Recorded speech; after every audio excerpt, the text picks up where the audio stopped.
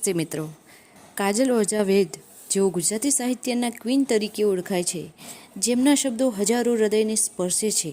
કલ્પના કરો, એક એવી સ્ત્રી જેણે માત્ર 7 વર્ષમાં 45+ પુસ્તકો લખ્યા, 46થી વધુ પુસ્તકો આપ્યા અને લાખો ગુજરાતીઓના હૃદયમાં સ્થાન મેળવ્યું છે. તે કાજલ ઓઝા વૈદ.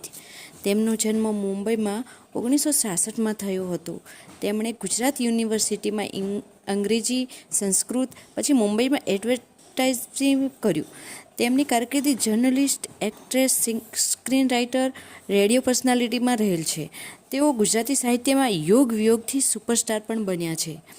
તેમના પુસ્તક યોગ વિયોગથી પહેલી નવલકથા, જે ચિત્રલેખામાં સિરિયલ થઈ અને ખૂબ જ ધમાલ મચાવી હતી, કૃષ્ણાયન, મધ્યબિંદુ, તારા વિનાના શહેરમાં વગેરેમાં તેમણે સ્ત્રીઓના મનની વાત કરી છે, જેમાં પ્રેમ, ત્યાગ, સન્માન અને સંબંધો વિશે ખૂબ જ કહ્યું છે.